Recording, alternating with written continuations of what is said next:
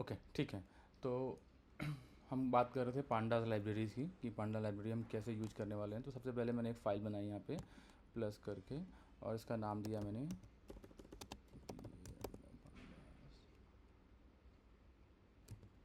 Dot P Y. अब हम इसके पहले जो है हम I P Y N B वाला यूज़ कर रहे थे, अब हम डायरेक्ट पी वाई यूज़ करना चालू कर दिए हैं। पाइथन फाइल पे डायरेक्ट काम करना स्टार्ट किए हैं यहाँ पे। तो पांडास जब हम लाइब्रेरी पे काम करने जा रहे हैं यहाँ पे, इसको मैं क्लोज कर दे रहा हूँ।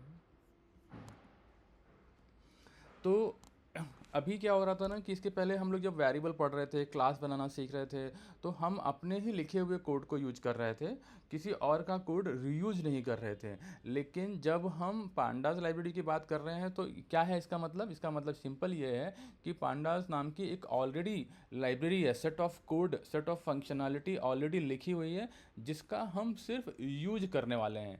मतलब यदि एक्सेल फाइल के साथ में हमें कुछ मैनिपुलेशन करना है तो उसके लिए हमें कुछ कोड लिखने की ज़रूरत नहीं है। पांडास लाइब्रेरी कहता है कि मैं खुद आपको सब कुछ उसमें से बना के दूंगा, आपको सिर्फ यूज करना है। ठीक है, तो सबसे पहले हम आज जो सीखेंगे वो है फाइल को लोड करना। लोड फाइल, पांडास के अंदर कैसे फाइल को लोड करते हैं। तो सबसे पहले यदि हम पांडा यूज़ करने जा रहे हैं तो सबसे पहले इंपोर्ट करना बहुत ज़रूरी है। क्यों इंपोर्ट करेंगे? क्योंकि उसी के अंदर सब कुछ लिखा हुआ है कि कैसे हमें फाइल को लोड, डिलीट, एक्सेल को कैसे मतलब मैनिपुलेशन करना है, वो सब उसके अंदर लिखा रहेगा। तो हम सबसे पहले इंपोर्ट कर लेते हैं। इंपोर्ट ये स्टेटमेंट रहेगा, और पांडास ये। अच्छा, कभी कभी क्या होता है कि यदि आप पांडास लिखने जाओगे तो ये आपको एक येलो कलर का सिग्नल दिखाएगा कि ये इंस्टॉल नहीं है। सपोज यदि ये इंस्टॉल नहीं है तो आपको क्या करना है, टर्मिनल ओपन करिए करके, टर्मिनल ओपन करके यहाँ पे इंस्टॉल करना होगा। तो इंस्टॉल कैसे होगा? इंस्टॉल करने के लिए ये एक कमांड लिखनी पड़ती है, पिप इंस्टॉल नमपाई। मतलब कोई सी भी लाइब्रेरी हो, चाहे मैं आज नमपाई की बात कर रहा हूँ या मैं पांडास की बात कर रहा हूँ, कोई सी भी लाइब्रेरी इंस्टॉल करनी है तो आपको इसी तरीके से इंस्टॉल करना पड़ेगा, पिप इंस्टॉल पांडास या पिप इंस्टॉल अदर लाइब्रेरी, कोई भी एक्सवाइजेड लाइब्रेरी। मेक श्योर कि आपका वर्चुअल इन्वायरमेंट जो है वो ज़रूर आप एक्टिव कर लीजिए। यदि आपको लगता है कि वर्चुअल एनवायरनमेंट आपका एक्टिव नहीं है तो सबसे पहले उसको एक्टिव करना पड़ेगा। इसका आई थिंक मैंने ऑलरेडी पहले बता चुका हूँ एक बार, उसमें से देख लीजिएगा, अदरवाइज गूगल भी कर सकते हैं कि कैसे ये एनवायरनमेंट को एक्टिव करना है। पर्पस क्या होता है इस एनवायरनमेंट में इंस्टॉल करने के लिए, कि जो भी आप यहाँ पे इंस्टॉल कर रहे हो वो आपका एक पर्टिकुलर फोल्डर है या पर्टिकुलर स्पेस है, वहाँ पे सारी चीज़ें इंस्टॉल हो जाएंगी। तो बेनिफिट ये है कि कभी और उससे किसी से कन्फ्लिक्ट नहीं होगा, किसी और सिस्टम में, आपके ऑपरेटिंग सिस्टम में जो कोई और लाइब्रेरी इंस्टॉल्ड है और आपके इस वाले प्रोजेक्ट में कोई और वर्जन इंस्टॉल्ड है तो कन्फ्लिक्ट नहीं होगा। तो ये ध्यान जरूर रखना कि इंस्टॉल करने के पहले आपका वर्चुअल इन्वायरमेंट एक्टिव होना चाहिए।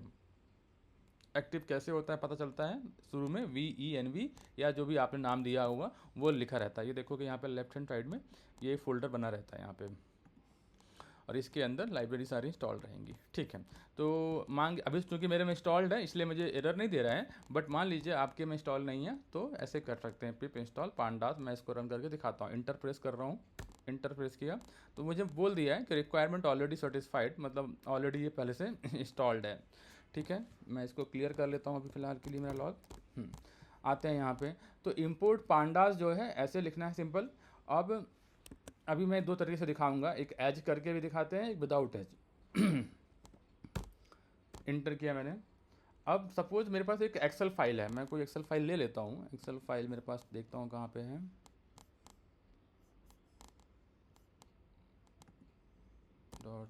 .csv।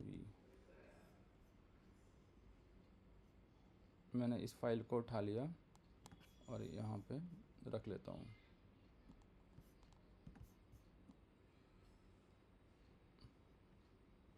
स्टूडेंट रिकॉर्ड नाम की भी एक फ़ाइल ऑलरेडी थी, और एक और हमने बना लिया, ये वाली फ़ाइल है।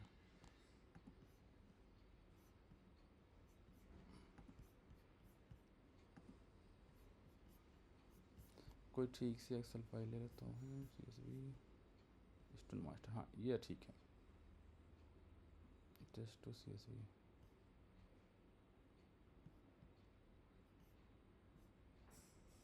एनीवे ठीक है, जो पड़ी है अभी उसी को हम यूज़ करते हैं यहाँ पे,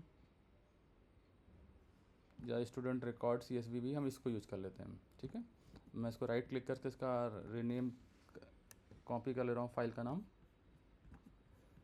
रीनेम कॉपी। अब मैं अपने प्रॉपर कोड में जाता हूँ, किधर गया है मेरा pandas.py। ठीक है, तो मैंने इंपोर्ट किया है पांडास को। अब मुझे क्या करना है, अब मेरे दिमाग में आ रहा है कि मुझे लोड करना है, तो लोड करने का सिंटेक्स क्या होगा। तो हमें किससे पूछना पड़ेगा, पांडास से ही बोलना पड़ेगा कि भाई पांडास लिखा मैंने डॉट, इसका एक फंक्शन होता है रीड, रीड CSV। ये देखो ये नीचे खूब खूब सारे फंक्शन आ जाएंगे आपको कि CSV लोड करनी है, एक्सेल लोड करना है, या आपको HTML लोड करना है, JSON लोड करना है। तो सारे ऑप्शन यहाँ पे, SQL चाहिए, क्या रीड करना चाहते हो, टेबल है, XML है, ये सारा ऑप्शन आपको दे दिया है यहाँ पे। तो पांडास डॉट रीड करने पे क्या रीड करना है मेरे को, CSV रीड करूँगा मैं, ये लिख दिया। और उसके बाद उसका फाइल का पाथ का नाम दे दिया, जैसे मैंने ये है स्टूडेंट रिकॉर्ड डॉट CSV। ये हमेशा चूंकि स्ट्रिंग में रहता है तो इसको डबल कोट्स में लगाना जरूरी है। पांडास रीड CSV ये कर दिया। अब होगा क्या, ये रीड तो कर लेगा, रीड करने के बाद उसका डेटा कहाँ आएगा उसको हमें लेना पड़ेगा। तो लेने के लिए हम क्या करते हैं, यहाँ पे लेफ्ट हैंड साइड में कुछ वेरिएबल का नाम लिख लिया हमने, ऑब्जेक्ट की जगह डेटा भी लिख सकता हूँ मैं, डेटा है ना, या CSV डेटा, CSV अंडर इसको डेटा, बस ये लिखना है, इतना ही करना है काम। तो इससे ये पता चल गया कि कल को आपको कोई बोले कि मुझे Excel, CSV, HTML, table, SQL load करना है, तो आपके दिमाग में सीधा आना चाहिए कि मुझे पांडास लिख के सीधा रीड, और जो भी उसका पाथ होगा, जो भी फाइल होगी उसका नाम देना है, और दैट्स इट। अब मैं क्या करता हूँ, ये इसको रीड करता हूँ। रीड कैसे होगा, सॉरी मतलब प्रिंट करना है, CSV डेटा जो मैंने निकाला है उसी को मैं अब प्रिंट करके दिखाता हूँ। CSV डेटा यहाँ पे प्रिंट कर दिया, दैट्स इट। रन कैसे करेंगे इसको, मालूम है क्या, किसी को याद है रन कैसे करते हैं। रन करने के लिए पाइथन फाइल का नाम pandas.py, ठीक है, रन कर दिया। ये क्या एरर दिया इसने मेरे को, module pandas has no attribute read CSV।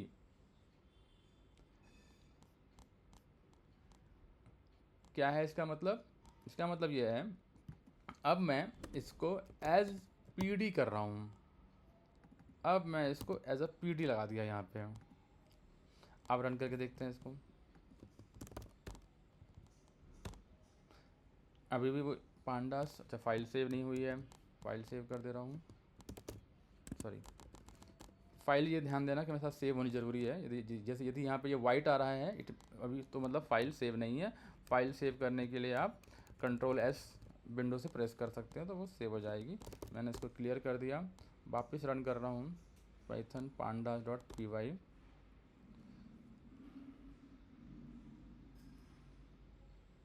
बस कुछ तो गड़बड़ है, ये क्या इसमें इशू दे रहा है,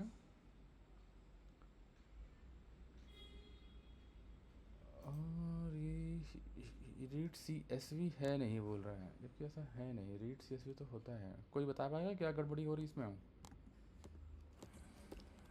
PD डॉट रीड CSV है तो फिर क्यों दिक्कत दे रहा है।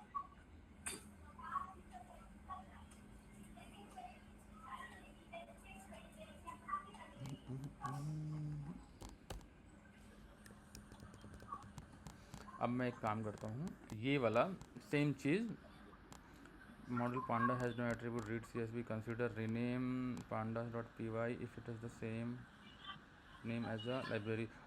ओह okay okay okay, my fault. Problem क्या है ना, मैंने जो नाम दिया है ना इस फाइल का, वो सेम जो लाइब्रेरी का नाम है वही दे रखा हूँ मैंने, जो कि गलत है। कभी भी लाइब्रेरी के नाम से मतलब सेम नाम से आपको फाइल नहीं बनानी चाहिए, ठीक है। इसको मैं रीनेम कर देता हूँ, रीनेम, मैं इसका नाम दे रहा हूँ pandas डेमो या टेस्ट, ठीक है, ये दे दिया मैंने। अब मैं रन कर रहा हूँ। एक्चुअली जब मैं उसको रन कर रहा था ना कि पाइथन पांडास, तो उससे लग रहा था कि वो जो लाइब्रेरी है ना, ये वाली लाइब्रेरी, उसको रन करने की कोशिश कर रहा हूँ, ठीक है। अब मैं इसको वापस रन करूँगा, pandas TEST, ठीक है, मैं रन कर दिया। ये आपका जो भी CSV में डेटा था ये वो आ गया है। अच्छा, मैं जो दिखाना चाह रहा था इसके पहले वाले में वो ये था कि ये बिना PD लिखे भी क्या चल सकता है, वो बताना चाह रहा था मैं पहले, सबसे पहले जो मैंने कोड लिखा था। ये अभी मैं इसको सेव कर दिया है, इसको क्लियर कर दे रहा हूँ, और क्लियर करने के बाद वापस फिर से रन किया, आपको फिर से रिजल्ट आ चुका है। यानी आप जो लाइब्रेरी का नाम है उसके साथ में भी आप फंक्शन कॉल कर सकते हो।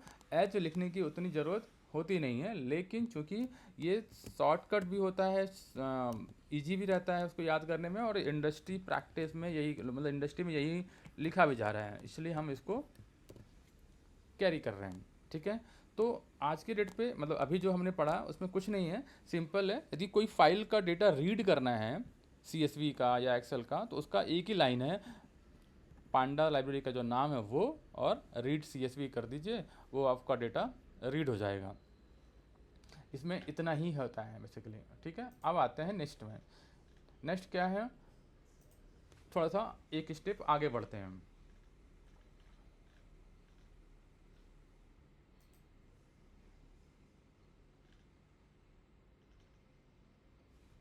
मैंने क्या किया कि एक सेट बना रहा हूँ डेटा का सेट बना लेता हूँ, इसको यहीं पे लिखा रहने देता हूँ। ये तो अभी क्या हुआ है कि मेरे पास CSV फाइल के अंदर डेटा रखा हुआ है, उसको रीड किया मैंने, ठीक है। अब मैं क्या करूँगा, अपना खुद का एक डेटा बना रहा हूँ। खुद का डेटा बनाया है, suppose friend list, my friend list नाम का एक वो बनाया। अब डेटा कैसे बनेगा, डेटा बनता है हमेशा ऐसे, इस तरह के ब्रैकेट के साथ में। अच्छा, अब ये डेटा बनाने का मतलब ये है कि जो CSV या एक्सेल फाइल में डेटा होता है वैसा बनाना है। तो आपने यदि ये देख रहे होगे तो एक तो कॉलम का नाम होता है, राइट, कॉलम का नाम होगा और उसके अंदर वैल्यूज़ होंगी। तो जैसे ये वाला कॉलम का नाम है नेम, एज, सिटी, ठीक है। अच्छा, मैंने ये फ्रेंड लिस्ट तो ऑलरेडी बना रखा है, मैं एक काम करता हूँ सिटी लिस्ट बनाता हूँ, है ना, सिटी _लिस्ट। तो मैं क्या करूँगा, दो अलग अलग कंट्रीज़ के नाम लिखूँगा, उसके अंदर सिटीज़ के नाम डाल दूँगा। तो सपोज़ मैंने दिया यहाँ पे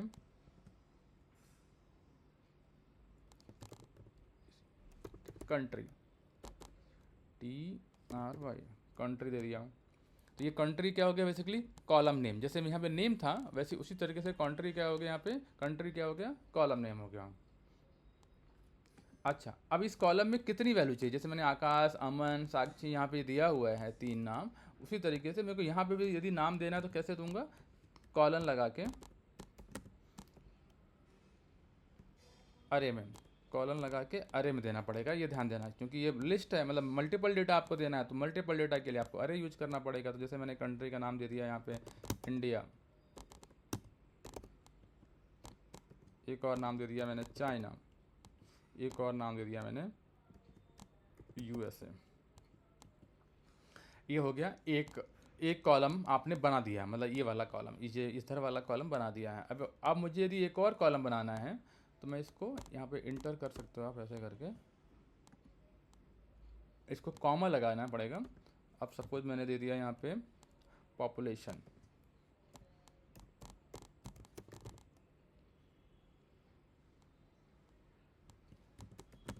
पॉपुलेशन में वापस फिर से हमें देना पड़ेगा कुछ नंबर। सपोज मैंने एक नंबर दे दिया इनको, ये एक और नंबर दे दिया, ये एक और नंबर दे दिया, ये। बस इससे होगा क्या कि मैंने 2 कॉलम बना दिए हैं।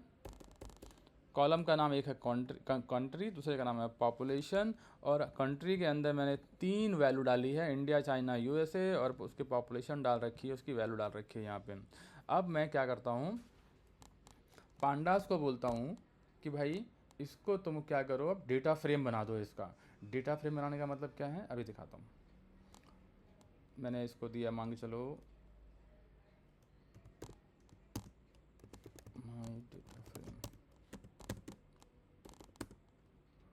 PD, जो आपने नाम लिखा है PD का, डॉट डेटा फ्रेम किससे बनाना डेटा फ्रेम? जो आपने सिटी लिस्ट दिया है उससे। ठीक है, डेटा फ्रेम ये हो गया। अब इसी को मैं प्रिंट करता हूँ, माई डेटा फ्रेम। तो होगा क्या बेसिकली कि ये काइंड ऑफ आपका CSV रेडी कर देता है। ये मैं बताना, डेटा फ्रेम बनाने का मतलब ये है कि ये बेसिकली कॉलम और रो के फॉर्म में आपका डेटा सेट कर देता है। इसको रन करके दिखाता हूँ, रन कैसे होगा। सेम तरीके से पांडास। अच्छा, एक चीज़ है, ये अभी चूँकि वाइट कलर दिख रहा है मतलब फाइल सेव नहीं हुई है। फाइल पहले मैं सेव कर देता हूँ। सेव हो गई, जैसे मैंने सेव किया वाइट हट गया है। अब मैं वापस इसको रन करता हूँ। यहाँ पे Python pandas underscore test file का नाम है, रन कर दिया। देखो रन किया तो ये कॉलम नेम बन गया है, कंट्री, ये पॉपुलेशन और उसका India, US, China, USA, same चीज़ें बन गई। अब सेम डेटा को आप चाहो तो एक्सेल में या CSV में कहीं पे यहाँ पे फाइल में जनरेट भी कर सकते हो। ठीक है, तो यानी दो चीज़ें हो गई। कोई एक्सेल में फाइल या सॉरी CSV में फाइल रखी हुई है तो उसको रीड कैसे करना है वो ये देख लिया आपने। यदि आपके पास डेटा रखा हुआ है और उस डेटा को CSV में स्टोर करना है या किसी फॉर्मेट में स्टोर करना है तो वो ये एक तरीका हो जाता है। मतलब इस तरीके से आप इसको स्टोर कर सकते हो बेसिकली। ठीक है, this is a second thing. अच्छा, एक चीज़ और कर लेते हैं हम लोग।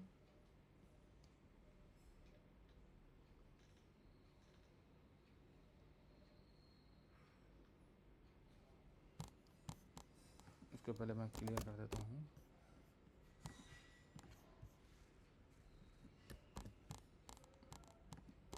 तो हम बेसिकली अभी पांडास लाइब्रेरी में ही चल रहे हैं बेसिकली, और वो कुछ नहीं है। और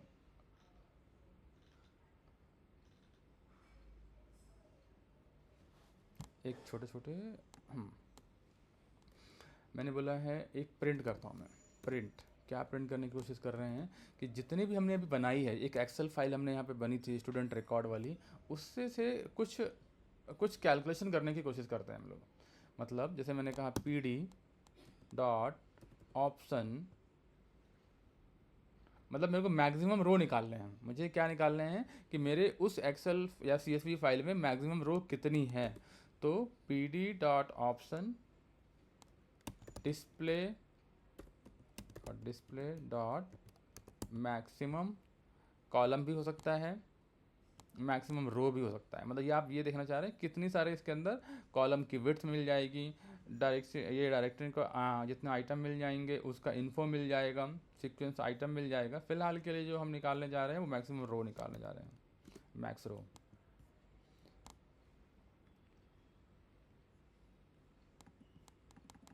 सेव कर दिया, इसको रन कर दिया।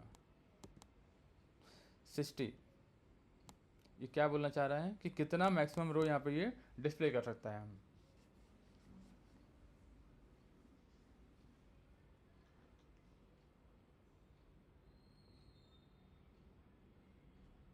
इसका मतलब क्या हुआ कि यदि कोई CSV फाइल या कोई आपके पास एक्सेल फाइल है जिसमें डेटा आपके पास ज़्यादा है, मोर देन 60 है, तो उस केस में क्या होगा, उस केस में ये डेटा उससे ज़्यादा रिटर्न नहीं करेगा बेसिकली।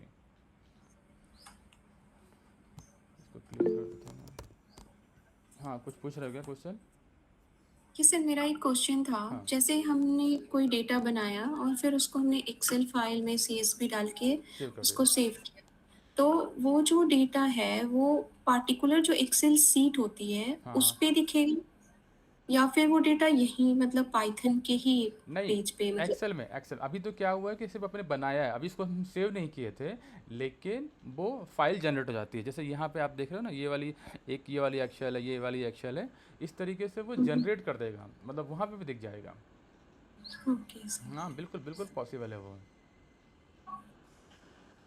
तो ये जो काम है ना इसके अंदर यही मेन ही काम ही होता है बेसिकली कि आपको डेटा एक जगह से आपने रीड किया, आपका जो काम है, सपोज एक एक्सेल डेटा है, उस एक्सेल डेटा में बहुत सारे रोज हैं, मतलब समझ लीजिए 1000 है या लाख हैं, लेकिन आपको उसमें से कुछ ही डेटा चाहिए, है ना, कुछ ही डेटा चाहिए, और उसको निकाल के आपको दूसरा CSV रेडी करना है, सो दैट कि आप वो उसको किसी को भेज पाओ। ठीक है, तो उस केस में आपके लिए ये डेटा निकालना और देन उसको राइट करना ज़रूरी हो जाता है, राइट, अदरवाइज वो कैसे काम करेगा।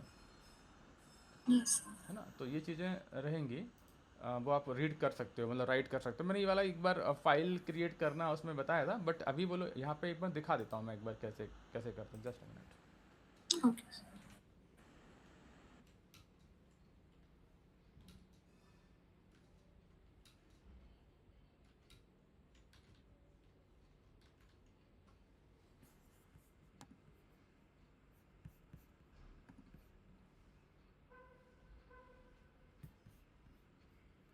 कौन से वाले से डेटा से निकालते, सपोज ये वाला डेटा है हमारा जो सिटी लिस्ट हमने राइट किया हुआ है,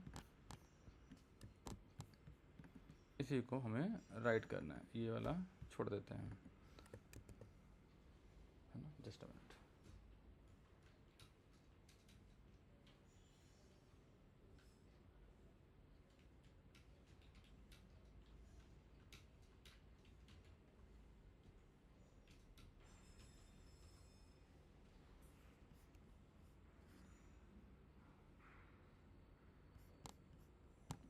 आप ये वाला न्यू डेटा माई डेटा फ्रेम में जो हमने प्रिंट किया था जिसमें कंट्री और ये आया था, इसको सिंपल आपको क्या करना है कि डीएफ को ही बोलिए, मतलब कि राइट राइट करना है टू सी एस वी। तो सिंपल है, डीएफ को बोलिए, सॉरी पीडी को बोलिए, नहीं नहीं, जो डेटा आपको राइट करना है, जो डेटा राइट करना है मतलब ये वाला माई डेटा फ्रेम जो आपको राइट करना है उसको बोलिए टू सी एस वी। मतलब इस डेटा को आपको इसमें कन्वर्ट करना है। तो to C S V, file का नाम क्या देना चाहते हो, किस फाइल के नाम से वो राइट हो, ये चीज़ ध्यान देना है। सपोज मैंने फाइल का नाम दे दिया test test dot C S V, ये सिर्फ इतना लिख रहा हूँ और कुछ नहीं, ठीक है। तो बहुत सिंपल सा लाइन है कि मैंने इस वाले सिटी लिस्ट को डेटा फ्रेम बना दिया। डेटा फ्रेम का मतलब कॉलम और रो के फॉर्म में बना दिया। अब उसी कॉलम फ्रेम को जो ये लिखा हुआ है इसको मैं कह रहा हूँ कि CSV में कन्वर्ट कर दो। मेरा नाम रहेगा फाइल का ये, मतलब test dot C S V. तो अभी यहाँ पे test dot C S V file नहीं है, यदि तो आप देखोगे यहाँ पे test dot C S V file नहीं है। जैसे ही मैं इसको रन करूँगा, मैं इसको रन दिखाता हूँ रन करके, ये प्रिंट भी हो गया और ये देखो test dot C S V generate भी हो गया। ये इसको मैं दिखाता हूँ रन, ये ओपन करके, ये देखो ना, कंट्री पॉपुलेशन, ये कंट्री नाम का एक कॉलम है जिसमें इंडिया चाइना और यूएसए आ गया। यहाँ पे पॉपुलेशन में ये वैल्यू आ गई। बस तो इतना ही रहता है इसके अंदर। कहाँ गया? तो ये वाले में आपने क्या किया, जो डेटा ऑलरेडी CSV में है उसको लोड कैसे किया, आपने खुद बनाया डेटा। और उसको देखो, एक चीज़ ध्यान देना, डेटा बनाने के बाद उसको पहले डेटा फ्रेम में बनाना पड़ता है, ये जरूर ध्यान देना, तभी आप उसको CSV में यहाँ पे कर सकते हो। नॉट ओनली CSV, आप चाहो तो इसको किसी और फॉर्मेट में भी ले सकते हो। टू CSV की जगह पे टू PDF कर लो, PDF नहीं दिया शायद इसमें, ओके। टू एक्सेल है, HTML ले सकते हो, JSON ले सकते हो, डिक्शनरी ले सकते हो। अभी मेन जो काम आता है हमारा, सपोज मैंने XML ले लिया, ठीक है। अब इसको एक XML फाइल दे दो, test1.xml। अच्छा, एक चीज़ और है, जब ये डेटा मैंने इसको दोबारा इस कोड को एग्जीक्यूट करूँगा तो ये फिर से ये फाइल को जनरेट कर देगा। इसका मतलब ये है कि पहली वाली फाइल जो है वो डिलीट हो जाएगी, test.csv फिर से वही बना देगा। ठीक है, ये मैंने रन किया, सॉरी गलत फाइल मैंने कर दी, क्लियर कर देता हूँ। test1.xml में क्या दिक्कत आ रहा है, कुछ एरर दिया इसने। LXML not found, please install to user. अच्छा,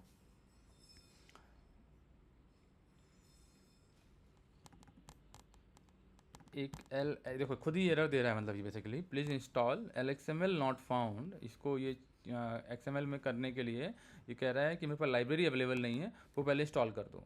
ठीक है, तो मैं इंस्टॉल कैसे करूँगा, पिप इंस्टॉल, जो नाम है उसने बोला है मेरे को, खुद ही मैंने डाल दिया। डाउनलोड हो रहा है और डाउनलोड हो चुका है। हम डाउनलोड किया, अभी इसको क्लियर कर देता हूँ, मैं क्लियर कर दिया है। अब वापस रन करता हूँ, वापस रन किया है, देखो ये रन हो गया। तो समटाइम यदि कुछ एरर आता भी है तो आपको वो खुद ही सजेस्ट करता है कि क्या करना चाहिए। और आप देखोगे test1.xml नाम की जो फाइल है वो यहाँ पे आ चुकी है। ये इस तरीके से XML ऐसा होता है जो उसने जनरेट कर दिया है। इंडेक्स 0 पे वाला इंडिया है, देन उसकी वैल्यू है, देन चाइना, देन उसकी वैल्यू, देन USA, देन उसकी वैल्यू। मतलब ये रो फॉर्म में डेटा दिखा जनरेट कर दिया इसने मतलब। ठीक है, इतना समझ में आया? ओके, आगे बढ़ते हैं हम लोग पांडा लॉस टेस्ट में। तो हमने क्या क्या कर लिया, ये हमने CSV में कन्वर्ट कर लिया, XML में कन्वर्ट कर लिया, और किसी भी फॉर्मेट में एक्सेल में कन्वर्ट करना चाहोगे तो एक्सेल में भी कन्वर्ट हो जाएगा। My data frame dot to excel नाम दे देते हैं इसको हमने, my file dot excel XLS। ठीक है, चलो देखते हैं रन करके इसको। इसने भी कुछ एरर दे दिया हमको। क्या एरर दिया? अच्छा, एक्सेल का क्या होता है एक्सटेंशन? एनीवन? XLS। XLS हाँ, या एक्सेल की जगह पे भी शायद to my data frame 2_a। नहीं समझा नहीं, फिर से बोलिए। ये जो आपने लिखा माई data frame underscore frame dot to, यहाँ पे भी वही नेम हो XLS। नहीं नहीं, ये तो एक्सटेंशन है, एक्सटेंशन तुम कुछ दे दे सकते हैं। यहाँ पे बोल रहे हो क्या? यहाँ पे हाँ।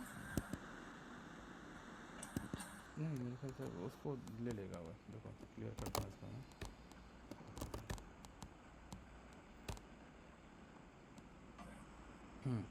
बना दिया, वो एक्सटेंशन में X लगाना था उसको। ठीक है, तो कहाँ गई फाइल? ये बन गई माई फाइल डॉट XLS। ठीक है, तो ये यहाँ पे चूँकि ये एक्सटेंशन इंस्टॉल नहीं है, इसको आप देख नहीं सकते हो। आप बाहर इसको ओपन करके ज़रूर देख सकते हो, जैसे मैंने ये किया। ये देखो, ये यहाँ पे आ चुका है डेटा। ठीक है, तो एनीवे मतलब मैं ये बताना चाह रहा हूँ कि डेटा को राइट करना और रीड करना, ये दोनों चीज़ें आपको पता होना चाहिए। बहुत इंपॉर्टेंट है, ये आपको हर जगह काम आएगा ही आएगा। ठीक है, ये मैंने यहाँ पे कर दे रहा हूँ।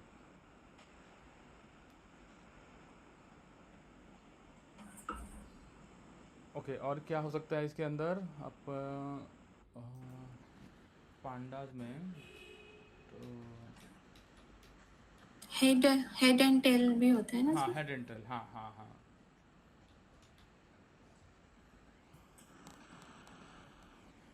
तो हेड एंड टेल का मालूम है क्या होता है? मैं यस सर। ठीक है, तो मैं इस पर स्टार्टिंग से हाँ, स्टार्टिंग से लास्ट। स्टार्टिंग से कितने रोज लेने हैं वो हेड में, हेड के थ्रू हम लोग देख सकते हैं, और फिर लास्ट से लेना होता है तो टेल के थ्रू। ठीक है, ठीक है, तो मैं एक काम करता हूँ, वो चीज़ आपको आइडिया है। थोड़ा सा मैं अब जो है सेलेक्टेड डेटा निकालने की कोशिश करता हूँ। Selected data in the sense कि ये वाला जो हमारे पास डेटा था, स्टूडेंट रिकॉर्ड वाला डेटा था। ठीक है, स्टूडेंट रिकॉर्ड वाला, या फिर मैं इसी पे जो ये अभी हमने सिटी लिस्ट बनाई है, अभी इसको इग्नोर कर देता हूँ, ये वाली चीज़ों को। मेरी फाइल जनरेट हो चुकी है ऑलरेडी, मैं इसको कमेंट कर देता हूँ। अब इसमें से कुछ सेलेक्टेड डेटा निकालना चाहूँगा। ठीक है, कि selected data in the sense कि ये जो मेरा कंट्री लिखा हुआ है, ये चाइना सब लिख दिया हुआ है, ये मैंने बनाया, डेटा मेरा सेव भी हो गया, ये वाली मेरे पास फाइल भी आ गई है test.csv या जो भी है। इसके अंदर मेरे को डेटा सिलेक्शन करना है। तो डेटा सिलेक्शन का मतलब ये है कि हमें कुछ पर्टिकुलर डेटा चाहिए। जैसे मुझे इंडिया का ही ये चाहिए, पॉपुलेशन चाहिए, मुझे नहीं चाहिए मुझे चाइना और मुझे USA का नहीं चाहिए पॉपुलेशन। उस केस में कैसे करेंगे? ये वाला काम बहुत इम्पोर्टेंट रहता है, आता ही है। तो करना क्या होता है इसके लिए कि जो भी आपका डेटा फ्रेम आपने निकाला है, ठीक है, उस डेटा फ्रेम में डॉट लगा के उसको बोलिए लोकेशन पैरामीटर, एक होता है लोकेशन पैरामीटर, है ना। और उस लोकेशन पैरामीटर में आपको ये बोलना पड़ेगा कि मुझे क्या चाहिए, मतलब किसकी वैल्यू चाहिए। तो मैंने कहा मुझे जो कंट्री है वो चाहिए, कंट्री है ये चाहिए,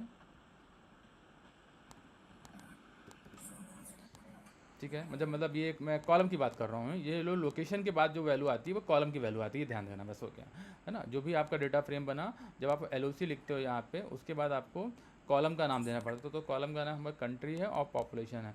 मैं कह रहा हूँ कि कंट्री जो कि इक्वल हो किसके, इंडिया के, मुझे उसका डेटा चाहिए, INDIA।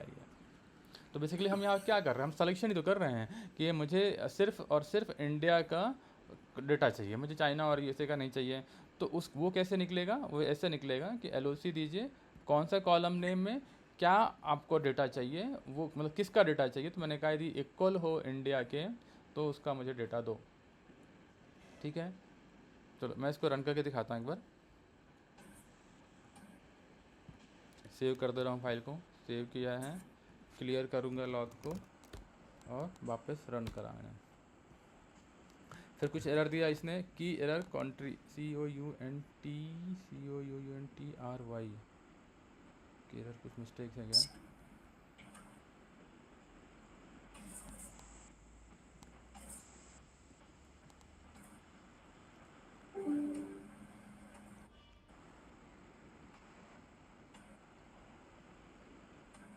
क्या मिस्टेक लग रहा है। ओके इंडेक्स पढ़ते हैं पहले, बहुत सारा एरर दे दिया इसने तो।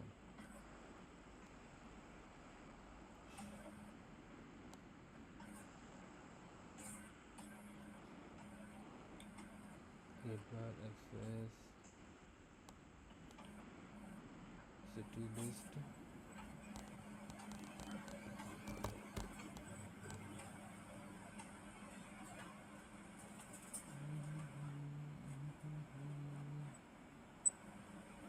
लोकेशन, ठीक है। लोकेशन के बाद, ओह सॉरी माय फॉल्ट, ये मुझे यहाँ पे माय डेटा फ्रेम वापस देना पड़ेगा, या मैं कॉलम नेम निकाल लेता हूँ, रुको। अच्छा कॉलम नेम, एक मतलब ये मैं डायरेक्ट यदि लिखना चाहूँ तो इसके अंदर आएगा मेरा माय डेटा फ्रेम और ये आएगा फिर इसके अंदर कंट्री।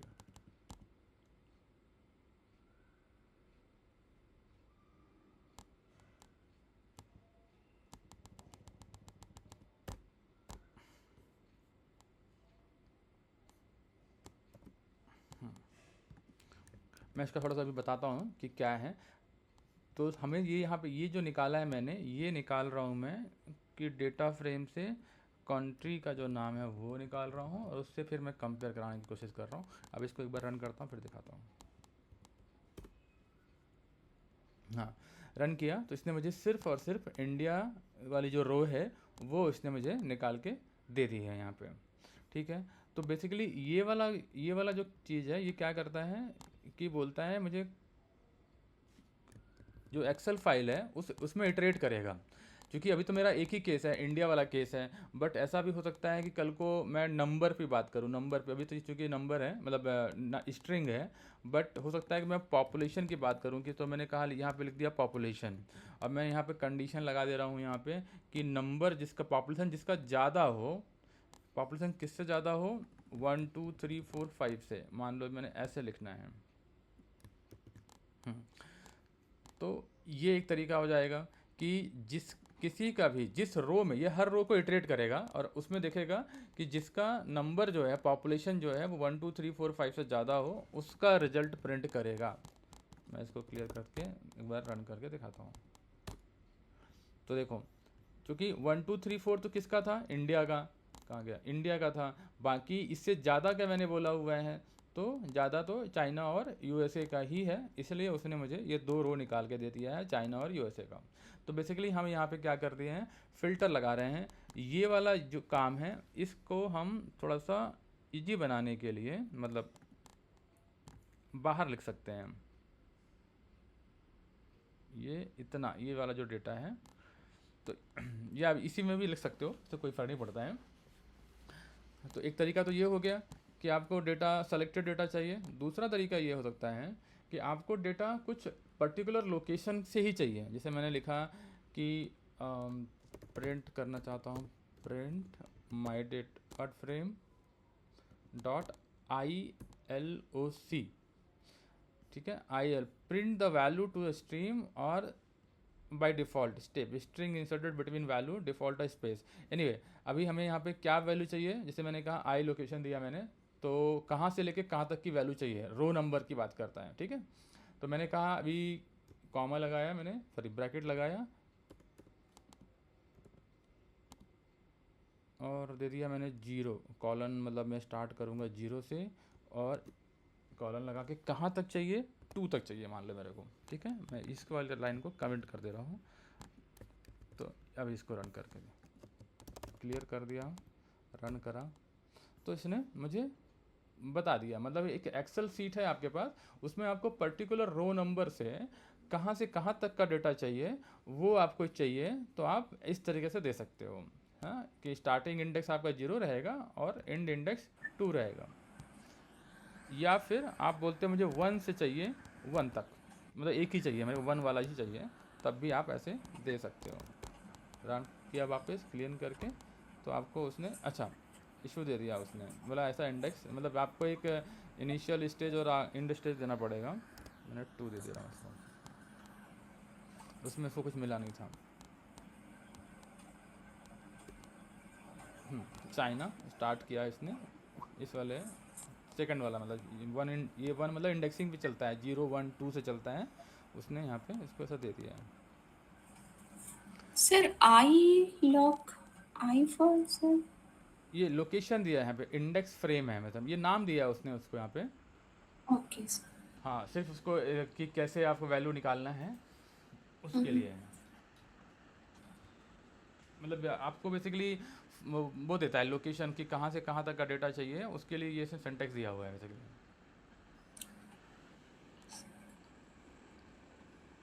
सो आई जो है वो रोज का ये रोज़ के है। लिए, हाँ हाँ, आई जो है रो के लिए होता है। मतलब आई जब होता है ना, आई काइंड ऑफ ऐसे मान के चलो कि जब आपको इंडेक्स देना होता हम्म। है ना, जब मतलब लोकेशन जो लिखा आपने ये तो ठीक हो गया, अब आई लिख दिया, तो अब आप मान के चलिए जब आपको यहाँ पे इंडेक्स देना हो तो आपको आई लोकेशन लिखना पड़ेगा, ओके सर। ठीक है। और यदि आप आई नहीं लिखते हो तो सिर्फ लोकेशन लिख रहे हो, जैसे ये मैंने ऊपर लिखा था लोकेशन, राइट, तो उस समय क्या देते हैं हम लोग, कॉलम नेम देते हैं। Yes sir. बस ये डिफरेंस होता है, यदि कोई पूछे कि लोकेशन और आई लोकेशन में क्या डिफरेंस है, तो आई लोकेशन में आप इंडेक्स देते हो और लोकेशन में क्या देते हो, कॉलम नेम, कॉलम नेम। ठीक है।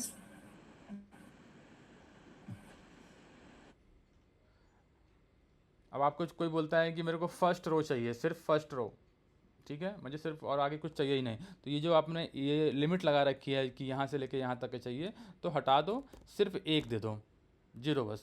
तो ये क्या करेगा, आपको एक ही देगा, मतलब रेंज पे नहीं देगा। मैं इसको क्लियर कर दे रहा हूँ और इसको सेव कर दिया, वापस इसको रन कर रहा हूँ, तो आपको क्या किया इसने, सिर्फ फर्स्ट रो वाला दे दिया, ठीक है। पॉपुलेशन कंट्री जो है, कंट्री इंडिया, पॉपुलेशन 1 2 3 4 5, उसने इस तरीके से आपको डेटा निकाल के दे दिया।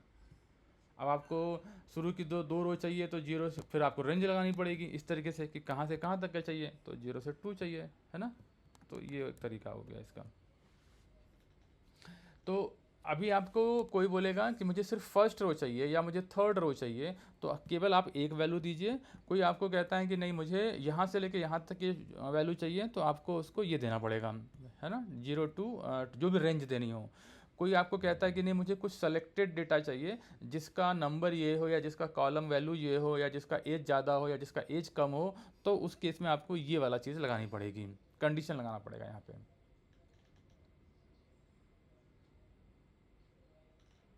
अंडरस्टूड ना।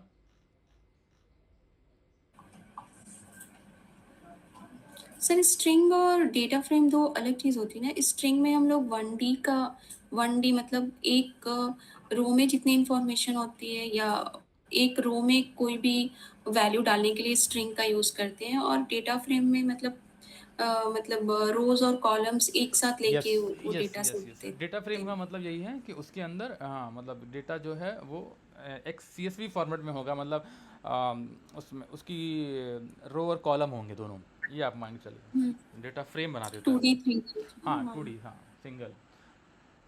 यस। ठीक है, ये हो गया हमारा डेटा का सिलेक्शन। बेसिकली जो भी हमने यहाँ पे किया है वो सिर्फ डेटा का सिलेक्शन किया हुआ है यहाँ पे। अच्छा, यस। थोड़ा सा अभी एक और लाइन पढ़ते हैं, क्लीनिंग की बात करते हैं कि क्लीनिंग कैसे कर लेते हैं हम।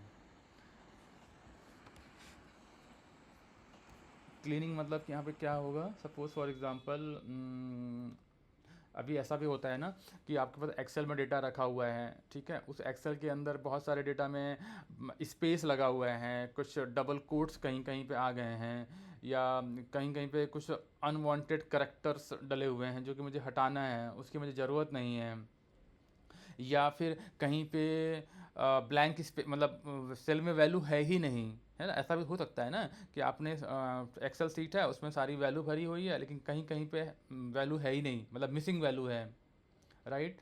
ऐसा भी हो सकता है कि कोई कोई रो जो है वो डुप्लीकेट्स हो सकते हैं, करेक्ट, हो सकता है ना। मैं यहाँ पॉइंट ले लेता हूँ क्या क्या पॉसिबिलिटीज़ हैं।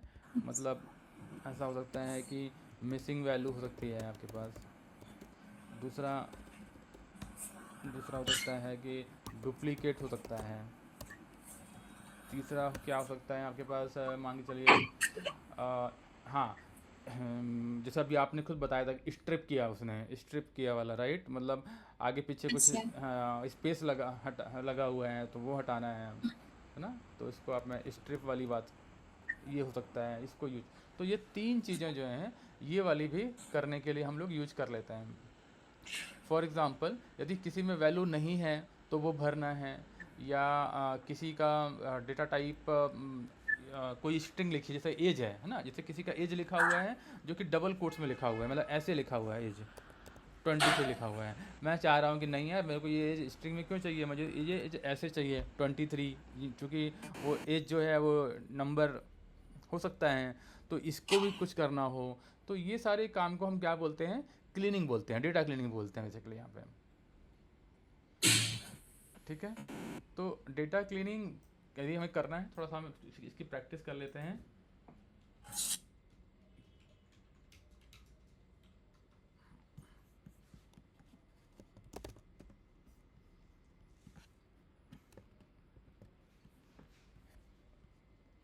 ठीक है, मैं एक सैंपल यहाँ पे बना देता हूँ डेटा क्लीनिंग का कैसे। जैसे मैंने एक डेटा बनाया, डेटा लिखा मैंने और उसमें कुछ वैल्यू डाल दे रहा हूँ। मैंने लिखा नेम, एक कॉलम बनाया मैंने नेम, उस नेम के अंदर मैंने कुछ वैल्यू ले रहा हूँ। ये कोशिश करना है कि जब आप प्रैक्टिस करो ना तो ये खुद से लिखने की कोशिश करो, ठीक है, उससे क्या होगा, चांसेस आपके बढ़िया रहेंगे प्रैक्टिस के। तो अब जैसे मैंने एक नाम ले लिया मैंने सुधा, जैसे जनरली ये नाम होता है सुधा, ठीक है, लेकिन मैंने क्या किया, इसमें एक मिस्टेक कर दी, स्पेस डाल दिया, ठीक है, एक एक मिस्टेक ये किया मैंने। चलो एक दूसरा नाम लिया मैंने, एक बॉब, ये मैंने ठीक डाला है, कोई दिक्कत नहीं है। एक और नाम डाल दिया मैंने, सपोज नन, अब आगे वाले में एक और वैल्यू कुछ डालना ही नहीं, मैंने नन लिख दिया, ठीक है। अब ये हो गया मेरा एक कॉलम का मेरा वैल्यू हो गया। दूसरा कॉलम के वैल्यू में डालने जा रहा हूँ एज। एज में क्या लिया मैंने, एक का एज दिया मैंने 25, तो 23 डाल दिया ऐसे स्ट्रिंग में। दूसरे का मैंने एज डाल दिया सपोज 30, और एक एज डाल दी मैंने, मान के चलो, नहीं बीच वाले का डालता हूँ नन, नन नन नन कर दे रहा हूँ इसको। नन मतलब एक डेटा टाइप है जिसमें इसका मतलब है कुछ नहीं है इसके अंदर, ठीक है। तो ये टोटल 3 वैल्यू पर दी थी। सुधा की एज मैंने डाल दी 23, बॉब की डाल दी मैंने नन, और ये एक नन है इसका मैंने डाल दिया एज 30, ठीक है। वियर्ड सा डाल दिया मैंने यहाँ पे, थोड़ा सा अजीब सा। चलो एक और कॉलम बना लेता हूँ मैं, सैलरी। सैलरी डाल दी मैंने एक की समथिंग ये नन, और एक की डाल दी है, ठीक है। हमारे पास इनफ डेटा है दिखाने के लिए कि डेटा क्लीनिंग कैसे होगी, ठीक है। तो सबसे पहले मैं इसको पीडी में मतलब डेटा फ्रेम बना लेता हूँ। डेटा फ्रेम का शॉर्ट फॉर्म क्या होता है, डीएफ, ठीक है, डीएफ लिखा जाता है डेटा फ्रेम को। और मैंने पांडास को बोला, मतलब पीडी को बोला कि भाई तुम क्या हो, ये क्या पीडी तुम क्या कर दो, डेटा फ्रेम बना दो इसका। किसका डेटा फ्रेम बना दो? जो मैंने डेटा बनाया है, ठीक है, वो उसका डेटा फ्रेम बना दिया, मतलब वो कॉलम और रो में बना दिया। उसके बाद तो इसमें मैं थोड़ा सा पहले बता देता हूँ कि क्या क्या प्रॉब्लम है। सबसे पहले तो जो नाम है इसमें एक एक्स्ट्रा स्पेस है, ये चीज़ ध्यान देना है।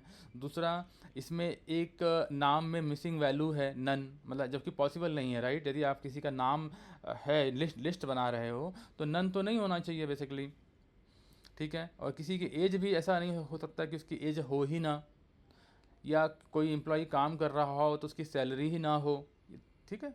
ये तीनों चीज़ें गड़बड़ है बेसिकली, ठीक है। तो हम क्या करने वाले हैं, एक्स्ट्रा स्पेस, ये जो मिसिंग वैल्यू है वो, और दूसरा जो है एज स्टोर करी गई है वो स्ट्रिंग में स्टोर करी गई है, क्योंकि एज जो है स्ट्रिंग में स्टोर नहीं होती है, एज को हमें फ्लोट या डबल में स्टोर करना चाहिए, ठीक है। ये चीज़ हो गई। अच्छा, एक चीज़ और है, मैं इसको ये कर देता हूँ, थोड़ा सा डुप्लीकेट कर देने की कोशिश कर रहा हूँ कि यहाँ पे सैलरी जो है वो डुप्लीकेट डाल दी मैंने, सेम सैलरी मैंने डाल दी यहाँ पे भी। तो मान के चलो तुमको भी कहीं पे सैलरी डुप्लीकेट नहीं होनी चाहिए, उस केस में कैसे क्लीनिंग करेंगे वो हम देखते हैं। तो सबसे पहले हमारा काम यह है कि हम रिमूव करेंगे एक्स्ट्रा स्पेस। सबसे पहले क्या करेंगे, रिमूव एक्स्ट्रा स्पेस। तो हमारा एक्स्ट्रा स्पेस आप देख रहे हो किस में है, नेम में, राइट। तो सबसे पहले हम लोग क्या करेंगे, df को बोलेंगे कि df तुम्हारे पास जो नेम नाम का कॉलम है, नेम नाम का कॉलम ना, हाँ, स्पेस नेम, इसको मैं डाउन कर देता हूँ थोड़ा सा जैसा दिखे, हाँ। नेम नाम का जो कॉलम है उसकी जो स्ट्रिंग है str, उसको स्ट्रिप कर दो, करेक्ट। ये आपने यूज भी करा है अभी थोड़ी देर पहले बताया मेरे को आपने, करेक्ट, ऐसे ठीक है। स्ट्रिप करने के बाद आप उसी को उसी में वापस फिर से डाल दो, यानी सही करने के बाद फिर से उसी में डाल दो। तो हमने क्या किया, ये नेम लिया और फिर से उसमें डाल दिया, बस। तो ये क्या करेगा, ये जितना भी ये नेम के अंदर जिसमें भी होगा, इसमें इसमें इसमें जिसमें भी होगा, वो उसको स्ट्रिप करके वापस फिर से जो डेटा फ्रेम बना हुआ है ऑब्जेक्ट, उसके अंदर सही कर देगा, ठीक है। ये लाइन नंबर 1 का हमारा काम हमने ठीक कर दिया। हम अब आते हैं दूसरा, मिसिंग वैल्यू की हम बात करेंगे। ये जो मिसिंग वैल्यू है उसको हैंडल करते हैं। मिसिंग वैल्यू मतलब ये नन वाला प्रॉब्लम, ये नन नहीं होना चाहिए, ठीक है। तो सबसे पहले हमें करना ये चाहिए कि जो नन है वो हटा दो, नन की ज़रूरत है ही नहीं। ऐसे ऐसे मतलब अननेसेसरी कॉलम या अननेसेसरी रो बनाओ ही क्यों जिसमें वैल्यू ही ना हो, राइट। तो उसको करने के लिए क्या करना पड़ेगा आपको, same df data frame dot drop, क्या करना पड़ेगा, ड्रॉप na मतलब वही नन, ठीक है, ये ध्यान देना, बाय डिफ़ॉल्ट लिखा है ड्रॉप na। अच्छा, na के बाद क्या आएगा आपके यहाँ पे ब्रैकेट में देना पड़ेगा कि किसका, मतलब ये df में सारे डेटा फ्रेम में से कौन सा नन रिमूव करना है, नेम का करना है, एज का करना है, कि सैलरी का करना है। तो मैं कह रहा हूँ फ़िलहाल के लिए ड्रॉप na आप करो नेम का। तो मैंने क्या लिख दिया, सबसेट, इसका सबसेट वर्ड आ जाता है, और मैंने बोला जो मेरा नेम है उसमें से हटा दो, ठीक है। तो ये वो उस रो को रिमूव कर देगा जो जिसमें अंदर नेम के अंदर जो na होगा, ठीक है। चलो मैं इसको लिख दे रहा हूँ, ये करेगा क्या, रिमूव करेगा रोज वेयर नेम इज मिसिंग। ये हो गई क्लीनिंग पहला काम। अच्छा, अब हम क्या करेंगे, दूसरा जो है एज, एक एज की हम बात कर रहे थे, क्योंकि मेरे ख्याल से यहाँ पे ठीक है, क्योंकि ये इसका एज यहाँ पे आ जाएगा। सेम चीज़ हमको यहाँ से भी एज के लिए भी करना चाहिए। ये तो हमने इसके लिए करा ही है, हम एज के लिए भी कर सकते हैं कि एज यहाँ पे हटा दो। सेम चीज़ हम किसके लिए कर सकते हैं, सैलरी के लिए भी कर सकते हैं, ठीक है। तो ये तीनों चीज़ें यहाँ से अपनी हट जाएंगी, इसमें कोई लोड नहीं है। बट यदि आप कभी कभी चाहते हो कि नहीं यार ऐसे कैसे हो गया, मतलब ये तो हटा दिया आपने, लेकिन मैं चाहता हूँ मेरी जो एज है, ये एज जहाँ पे नन है, किसी भी पर्सन की एज नन नहीं होनी चाहिए, उसको हटाओ नहीं, उसको रिप्लेस कर दो जीरो से। तो उस केस में ये हम फिर ऐसा नहीं करेंगे।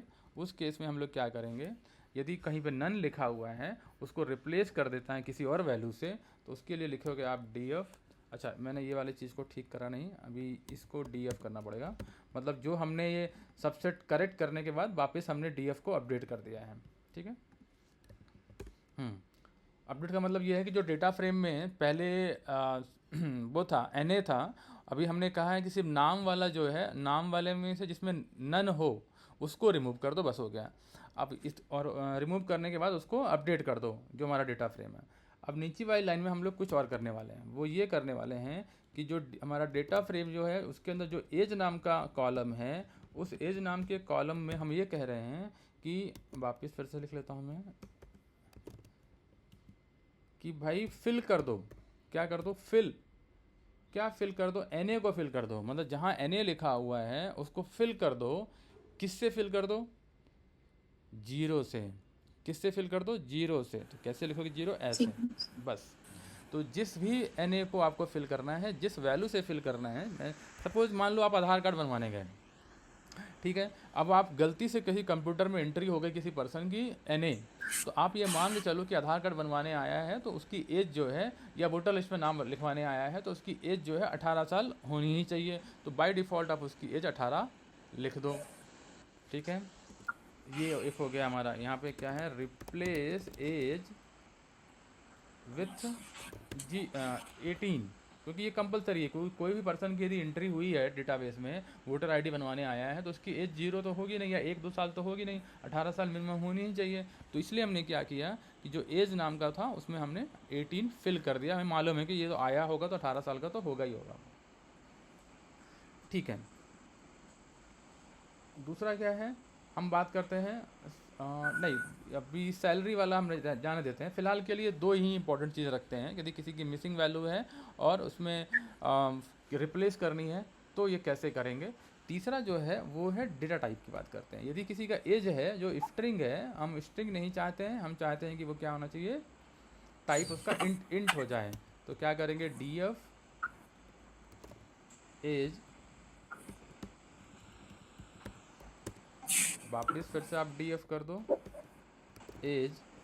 अच्छा, क्या करने वाले हैं हम लोग, उसका टाइप चेंज करने वाले हैं। तो बोलेंगे एज टाइप, एज टाइप, मतलब ये किस टाइप में करना है इसको, इंटीजर में। तो वापस वही तरीका होगा जैसे आपने फिल वैल्यू की थी, इंट में आपने कन्वर्ट कर दो। यानी डी एफ का जो कॉलम है एज, उसको चेंज कर दो टाइप, किस टाइप में, इंट टाइप में। ठीक है, ये हो गया एक चीज़। लास्ट में यदि आप किसी कॉलम में डुप्लीकेट हटाना चाहते हो, किसी डेटा फ्रेम में डुप्लीकेट हटाना चाहते हो, उसका बहुत सिंपल तरीका है, डी एफ करके लिख दीजिए ड्रॉप डुप्लीकेट्स। देखो अपने आप सारा बढ़िया मेथड है, कुछ नहीं करना आपको। ठीक है, ये आपने डुप्लीकेट्स, इससे क्या होगा, डुप्लीकेट रिमूव हो जाएगा। अब बस इतना ही रखते हैं हम आज के लिए। तो इससे ये क्लीनिंग हो गई। ये आप कर क्या रहे हो, बेसिकली यहाँ पे क्लीनिंग कर रहे हो, है ना। एक्स्ट्रा स्पेस रिमूव करना है, तो आपके दिमाग में आ चुका है कि ब्लैंक वैल्यू को कैसे फिल करना है, टाइप चेंज करना है। अब हम लास्ट में इसको प्रिंट करके देख लेते हैं, प्रिंट डी एफ। चलो मैंने इसको सेव कर दे रहा हूँ। सेव करने के बाद यहाँ पे इसको रन किया, पाइथन पांडा टेस्ट। ये देखिए, सुधा बॉब 23, ये एज में देख रहे हो 23, 18। और ये सैलरी में हमने कुछ चेंज नहीं कराया था, ध्यान देना आपने, सैलरी का नन हमने नहीं हटाया था, इसलिए वो यहाँ पे नन ही लिखा हुआ आया है। ठीक है, ये देखिए आप, मैंने ये स्ट्रिप किया था, सिर्फ नेम को स्ट्रिप किया था। और ये सुधा अभी, अच्छा देखना है कि ये इसमें है कि नहीं है। मैं इसको आगे पीछे इसको राइट कर देता हूँ। राइट कैसे करते हैं पता है ना, हमने ऊपर लिखा था अभी, फाइल को राइट कैसे करोगे आप, टू सी एस वी, इस तरीके से आप राइट करके देख सकते हो।